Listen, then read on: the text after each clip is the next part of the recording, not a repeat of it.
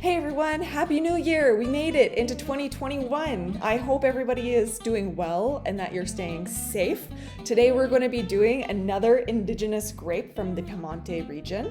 This time we're going to be doing something called Albarossa, and it's from the Michele Chiarlo winery. So super cool. I'm really excited to talk about it, and I'm going to talk about Piemonte a little bit more in depth because I feel like we may have skimmed over it a little bit last time. So let's just get into it. A little bit about the Albarossa grape.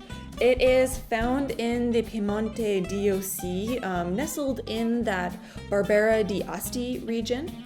So the Albarossa was actually created in 1938 by Giovanni Del Masso. So it's a crossing of Chartreuse, aka Nebbiolo Dornfeld, and Barbera, which are the two most iconic grapes of Piemonte. Let's talk about that area.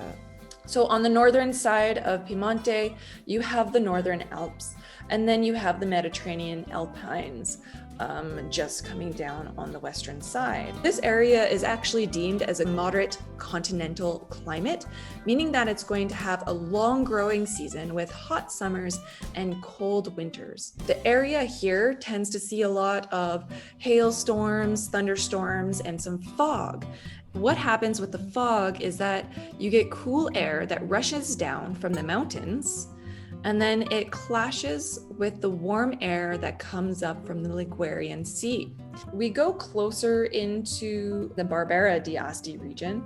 We're going to be going into the little town of Montellado.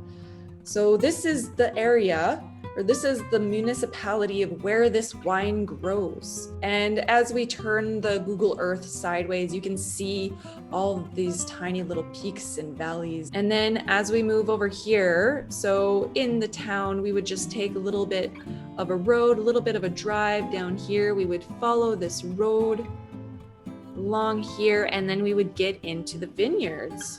This plot is actually where the Albarossa vines are, and then just up in this area as well is another plot of where the vines are.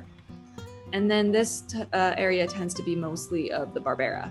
As you can see, it's a southwest facing amphitheater. The vineyard is called La Sierra, and that means that it tends to get ample amount of sun.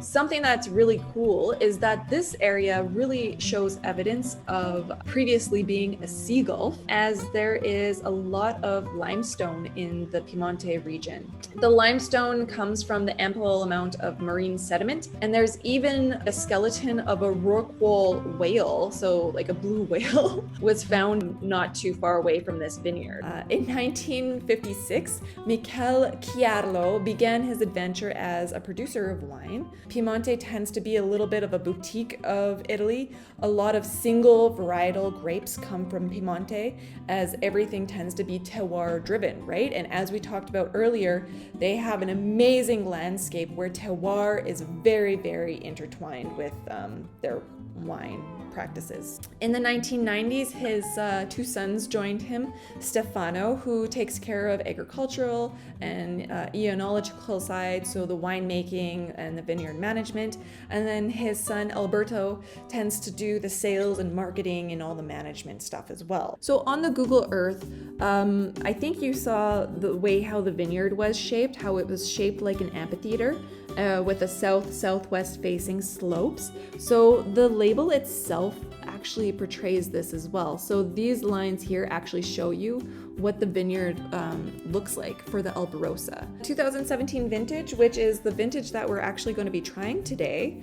It was characterized with long summers, and by the way, the reason why we want to have a long growing period means that it helps develop as much flavor and complexity as possible in these wines. So harvest took place on September 6th and 8th. So 6th to 8th they did hand harvesting. It sits in stainless steel tanks for 6 to 7 days with the skins. So maceration and sitting in those tanks extract more color, more flavor, things like that. They say it's done with a soft shower system, wetting the caps of the grapes to help extract more of that color. The temperature is set to 32 to 27 degrees, and that tends to be a little bit warmer. It's actually followed by 2 years of aging with 12 months in large oak casks. Have I talked enough? Yes, I have.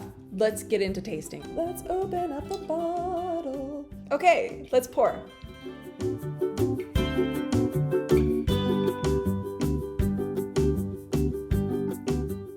So, okay, for color, what do we get? I can't read anything through it quite that well. It's on the border of a medium to deep opaqueness in color, but the color itself would just sit in the ruby category with maybe some flecks of purple. Let's smell. Oh, okay, I like it. I like it. Yes, okay, so it is actually the best of both worlds of Barbera and Nebbiolo. So I do get some red fruit on there. I get a little bit of a cherry note, like a red cherry. But the thing that is most notable that jumps out of my glass is actually a wet stone. So it definitely has some minerality in there.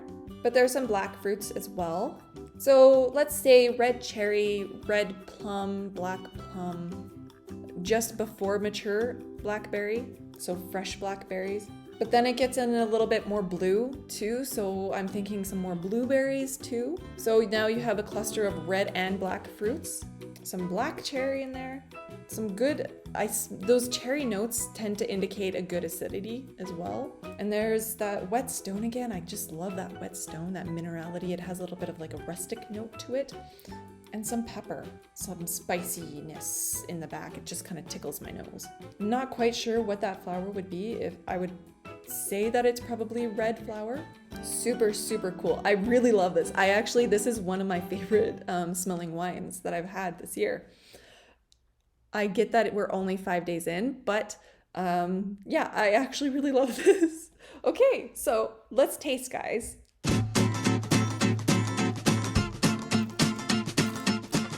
Has a great acidity. Like there's definitely that cherry. There's a little bit of a cranberry note in there too, but that blackberry is coming in as well quite nicely. There's a little bit of a vanilla, and you do get that minerality as well. But there's that great pepper. Like there's a little bit of that spiciness that I like to this wine. It does have a little bit of a leather note too on the palate, or almost like a cured meat note. And there is a tannin structure in there. I would say probably about medium tannin structure, but it's quite rounded. So I could see this actually sipping great on its own, but I also would see it amazing with food. I mostly go towards pork and bacon and boar and stuff like that. This would be great with grilled meats, like red sauce pastas, pizzas, things like that, just because it has that molto buono acidity and complexity in there. I just want to actually just keep drinking it. So that's another note that it's great just on its own. We could go into Mexico and some spices from there. Once again, I'm going into more of like those carne sort of dishes. So some pork, some meats. So my analysis of this wine is that it's delicious. And I hope that you guys take advantage of the deal. 25% off 6 packs. The deal is only valid until January 15th, 2021. So I hope you take advantage of this deal. Otherwise, if you're just drinking this some other time outside of the deal, I hope you enjoyed the video. So anyways, I hope all of you have an amazing new year. We've got this. It's going to be a wicked new year now with awesome wines. I will see you guys in the next video. Okay, bye. Take care. Ciao.